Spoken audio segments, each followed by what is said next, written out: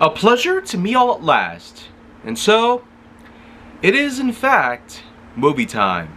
More specifically, the release of Alien Romulus is here on August 16th. But before I do that, I'm going to in fact put some time together to talk a bit about the sequel to 1979's Alien. It's simply known by the title of Aliens. This was released in 1986, a mere 7 years after the first film's release. Unlike with Ridley Scott being behind the project itself, this one actually allows for the likes of James Cameron, whom had already gotten pretty successful with the likes of the Terminator, and likewise, other elements of the Terminator are basically picked up and put into this film. But of course, the movie is more than just a sum of the people involved. It in fact continues where we had left off, with Ellen Ripley herself in cryogenic stasis aboard that escape pod that was what was left of the cargo ship known as the Nostromo. All of her crew members had died as a result of the attack from the xenomorph alien that they had accidentally brought aboard.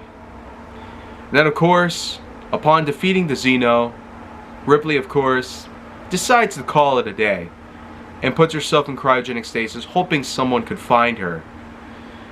And sure enough, that's actually what happens. A set of Marines come around and find her pod out there in the middle of the stars.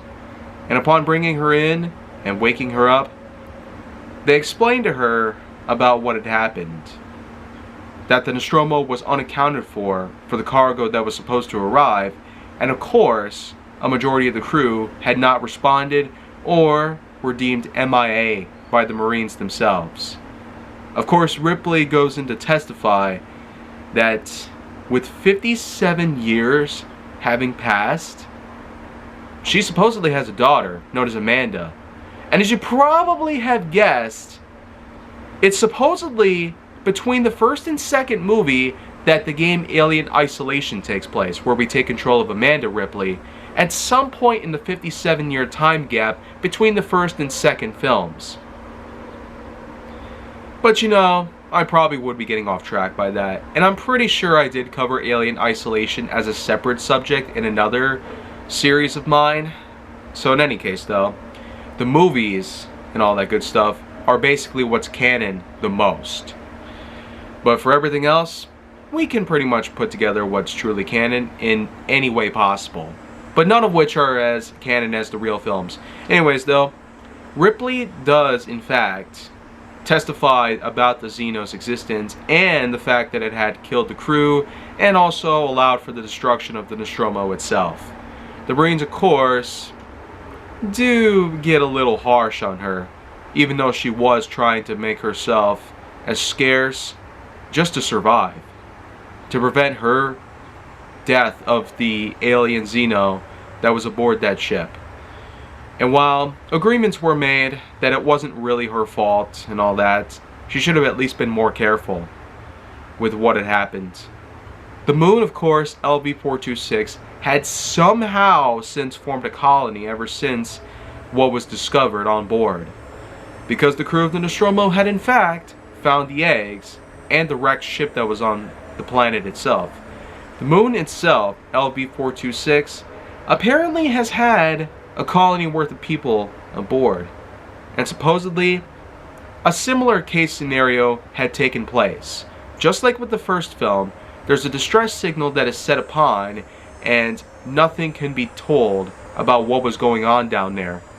But the truth be told, much like what we saw before, even Ripley herself would attest to the fact that there is nothing short of a xenomorph related attack going on in the colony itself, and all the people down there are in trouble.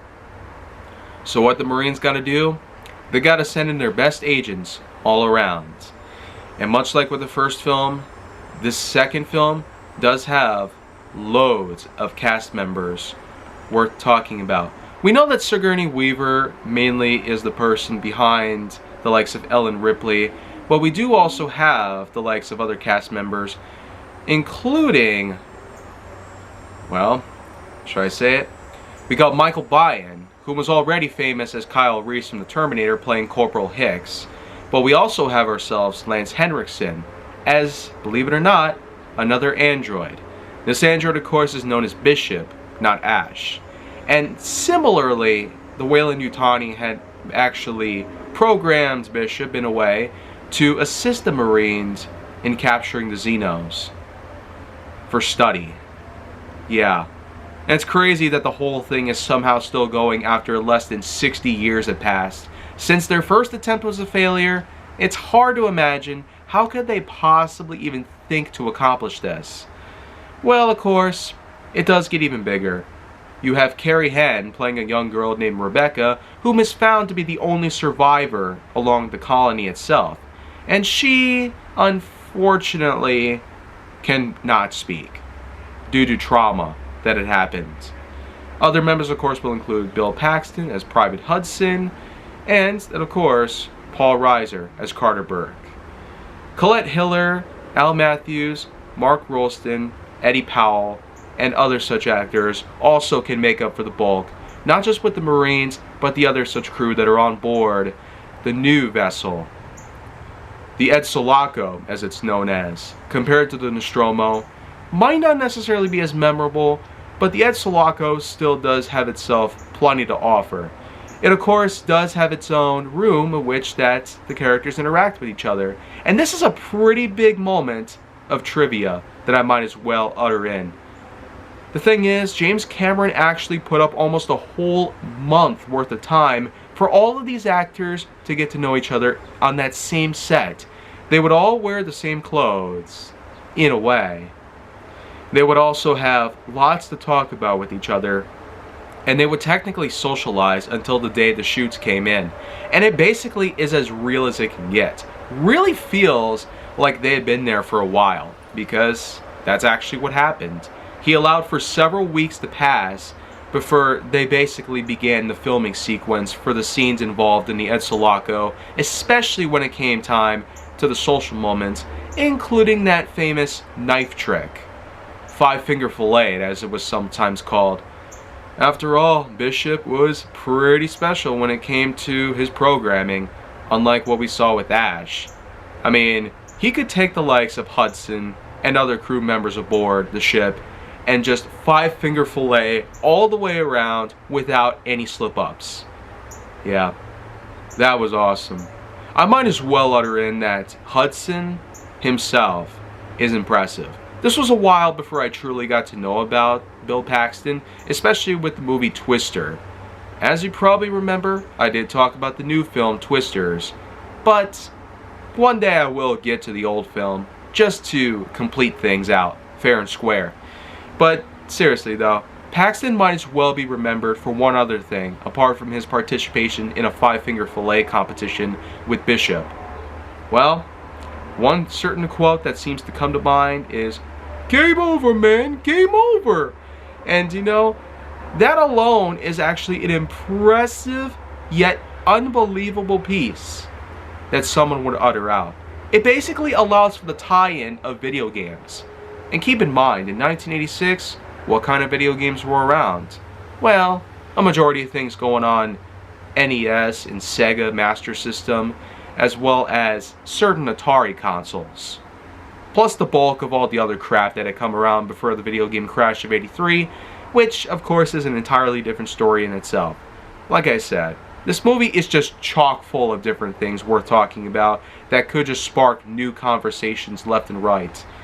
Anyways though, once the crew is dispatched to the colony, we're given an impressive first-person shooter perspective.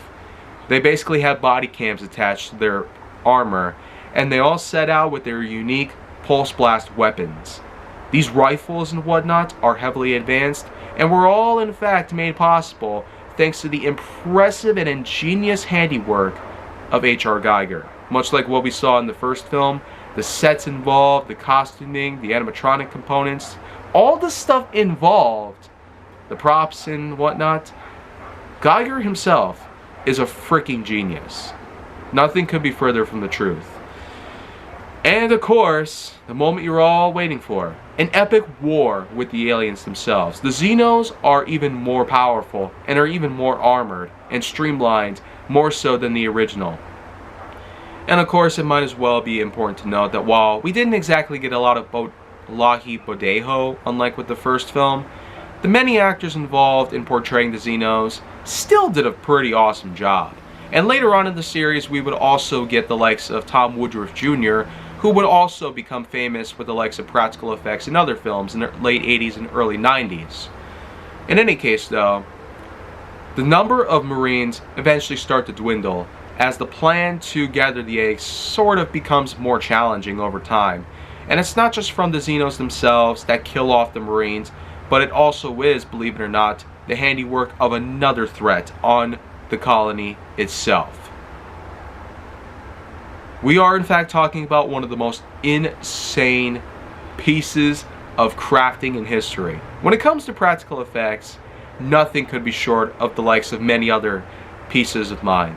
H.R. Giger, Stan Winston, Tom Woodruff Jr., and many others certainly helped to define a generation from the 1980s and 1990s that really did include multi-million-dollar machines, animatronics, that are full of awesome. They certainly were impressive at how much money, effort, and intuition they were able to put together, but the Alien Queen was certainly at the peak when it came to practical effects that were as giant and as ambitious as possible. I tell you, two people were controlling the alien from inside while others were utilizing hydraulics, rods, cables, and other such pieces that helped to make the Queen operate like you never operated before. And when you really come to think about things, this just really is the epitome of effects. But as we know, this is the final battle that not only has the likes of Hicks, Bishop, Ellen, and Rebecca all fighting for survival before they attempt to make their escape once again, but it also is an epic piece of which that even Bishop is able to redeem himself and allow for Ellen to eventually come to accept terms with fellow androids. If Ash wasn't enough to convince her, then Bishop certainly was. And even then, it wasn't enough to defeat the Queen.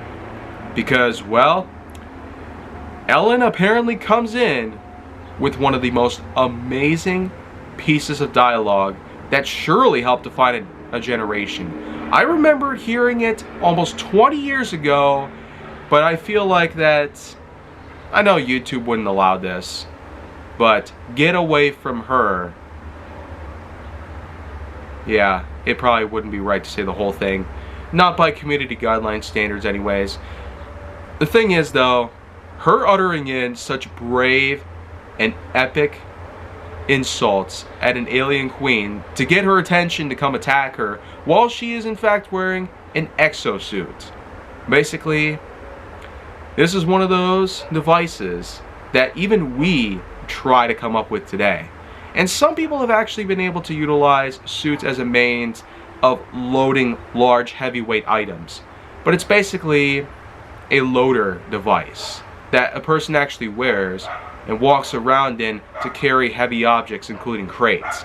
But apparently the fact that it deserves itself another usage, being to attack a queen alien, truly is proof that machines could do anything, even if they're not programmed to do so. So, the rest is basically history. The queen alien is defeated with some epic, serious pieces of explosive gore, and when everybody else is accounted for, Hicks, Bishop, Ripley, the cat, and even Rebecca, they're all in fact in good condition, and they all make their way to escape pods aboard their ship. And that is basically how we end a sequel. Another high note, considering that similarly we've had beginnings and endings take place. They've both taken place on a certain moon, that of which had itself a few visitors here and there, both good and bad. They've all had themselves great actors, they've all had themselves an eerie feel to them that feels old and grainy, yet impressively dark, campy, and well made, by all means. Both these movies were a true duology that we never would ever dare trump today. But yet, we have another new film for the Alien series that I really hope is an epic masterpiece in and of itself. Even if it doesn't get as good as the other two films, considering what you can do today, I am beyond excited about what Alien Romulus has to offer. And so, it's gonna be, okay, 20 minutes to showtime. So, I'm gonna get ready on things, brush up, get ready to go for the theater. It's time to see Alien Romulus, and I'll be around to make my review of it and upload it to YouTube after this.